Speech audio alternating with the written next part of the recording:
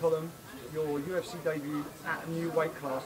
Talk to us about the decision to drop down after it was only a split decision loss in your last contest. How much better do you feel at 145? I feel great.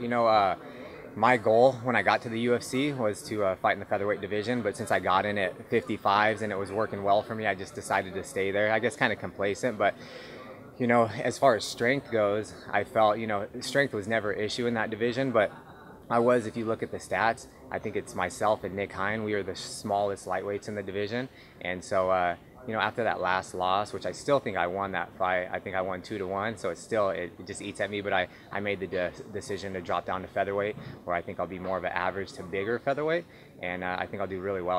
I think I stack up well against anyone in the division. And I'm just excited to be in this featherweight division now. How much of a benefit was it this week to have Andre Fili alongside you? I know you weighed in one after the other. Was that a help to you? Now you were making 145 for the first time in a while. Yeah, definitely. Andre and I have been training partners for such a long time, and the funny thing is my pro debut was at 145s, and Andre and we fought on the same card. I think he was 4-0 at the time, and so it was just awesome. Now I'm making my featherweight debut again in the UFC, and Andre and I are right on the same card. So he's a great guy, one of my main training partners, and we're both gonna get big wins here tonight and go have some fun and check out Poland. It's an amazing city, and we've been having a blast sightseeing, and I'm stoked to just keep that going.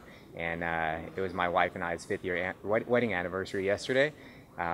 And so now it's going to be a fun weekend. We're going to stay here for a few days and then go to Copenhagen, and I got to take her out to a nice dinner. So I was hoping to get that bonus if they stopped the fight in the first round, but it could still happen.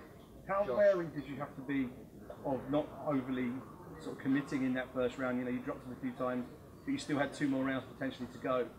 How wary were you that you might have to pace yourself all the way through to the score? Yeah, and that's what I thought. He was tough, and I know he's really dangerous off his back, so I didn't want to, play into his game and go in there and take a chance of, getting caught in something. But, I train with the best team in the world. I have my jiu-jitsu coach, Felipe Arantes, and, Chris Holdsworth and Fabio and all of us. So I know I'd be safe, but I did have to just tone it down and just wait for it and pick my shots. Josh, there was a number of times in the first round when you did knock him down. Did it run through your mind that you might be playing possum, or do you think he was actually hurt? No, I knew he was hurt. I could see his eyes roll back in his head, and he just kind of looked confused. But man, he's just tough as hell, and he's so experienced. I think that was his 30th or 31st pro fight, his 11th fight in the UFC, and he's had a lot of wars. He's never been finished with a KO or 2 KO, so I was really looking to give him his first loss that way, but it didn't go my way, but it'll come. Josh, you mentioned that you want to fight in the UFC Fresno. Yes. Is there any specific opponent that you're after? Or? Not really. I think I stack up well against anyone, so I'm up for anything.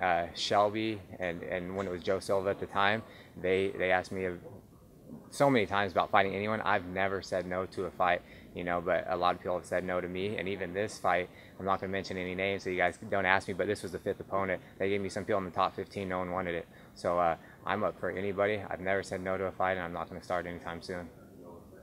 It's a bit of a happy hunting ground for you, Europe now. You had your UFC debut over in Europe. You've now come back and you've won again. Is this somewhere that you'd like to come back and maybe extend this European tour and have a few more fights? Of course. Rotterdam, that was the first time I've ever been out of the country, and it was eye-opening to me. It's such a beautiful city over there, and I saw so much stuff, just to experience the culture, the people, the architecture, and we just make a trip out of it. So that's why my wife and I, we both got the world tour tattoos, and we're going to keep that going. I almost like fighting overseas more than the States. I've been everywhere. I've been to Vegas. I know that'll come eventually.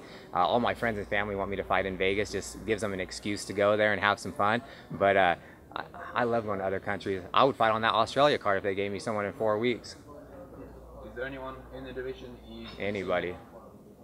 Yeah, anybody. Like I said, I will not say no to a fight. I think I stack up well. I'm 32 years old. I'll be 33 in March. I got into this game later than most.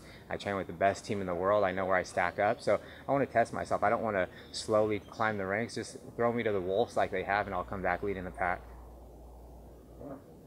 And one more thing, I want to say, I wanted to dedicate this fight. You guys still on? I wanted to dedicate this fight to Noah Bentley. It's one of my good friend's son. He was born with a heart condition. He's 11 years old, and he just had heart surgery.